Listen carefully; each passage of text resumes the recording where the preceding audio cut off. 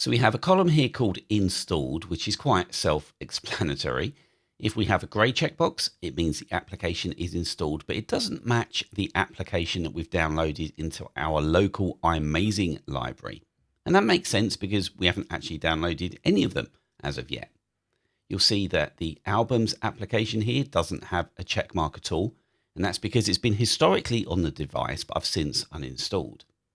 Now, if I want to download the application to my iMazing library here, I can click on this download button and we can see that ActiveAS is downloading. Doesn't take long, it's a small application, so I'll just close this notification here.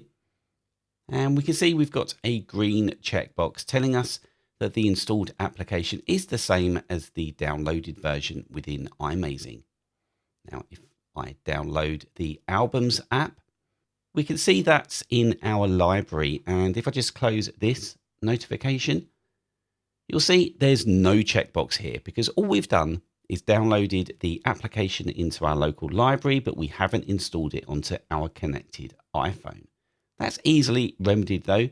And there's a couple of ways to do this. I can select it and then come down and click install.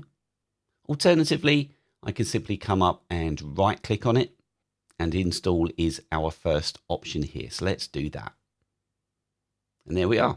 It was quite a small file that didn't take long to install. And you can see I've got a green checkbox there now as well.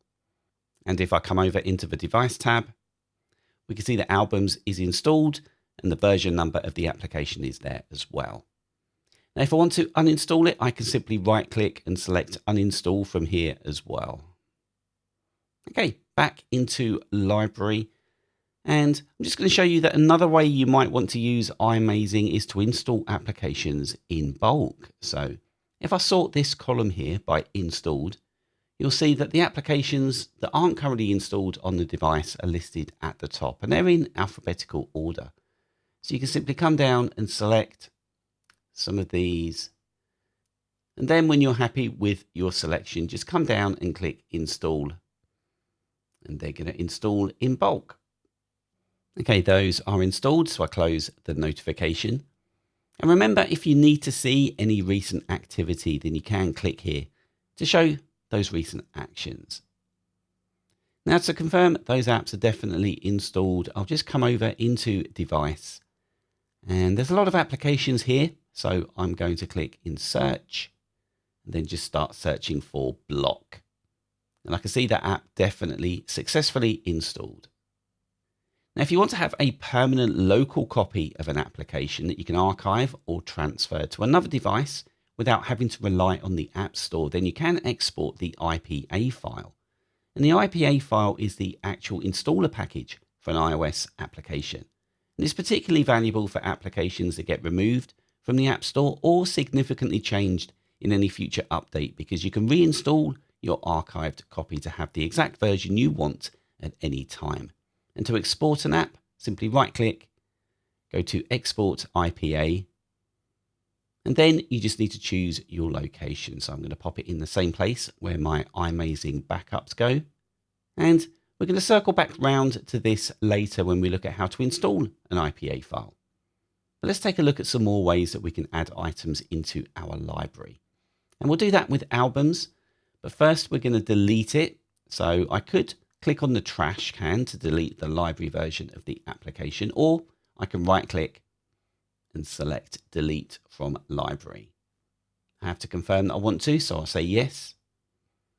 And we can see the green check mark there has now turned grey because there's no library version. Now I think I'm going to uninstall this application completely once more. So if I go across to device, then down to albums, I'm going to right click and select uninstall. I'm asked to confirm. And the uninstall process takes place. Certainly doesn't take long. That's done. And with that uninstalled from the iPhone, I'm going to come back into library.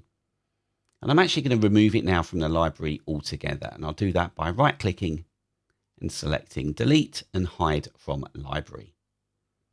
And we can see all downloaded versions of the app are going to be deleted from iMazing's app library. They're not going to appear again, although spoiler alert, they will do because we're going to add it in once more. But you can see it's definitely gone there. Now, more ways to get applications into our library. You'll see two buttons at the bottom. One on the left is Add from Purchase History. And what this is going to do is iMazing is going to check your purchase history for the last 90 days and then add items into your local library. And I can see there's a window there showing me how many apps in the past 90 days have now been added. I'll click OK to close that. And then the button to the right of it allows us to add an application to our library from the App Store. Simply type in the name. So I'll put in Albums. iMazing searches the App Store and we can see the results it's got for me there. The one I want is at the top. So I'll click to download. And that's finished. So I'll click Done. And we can see that Albums once again appears in my library. Not for long though, I've just paused and deleted it once again, just so that we can look at how to import the application from that IPA file that we exported earlier. Now to do that, you can just right click anywhere in here, select Import IPA to Library, and then just select the file that you want from the Finder picker. And we can see that Albums has been added.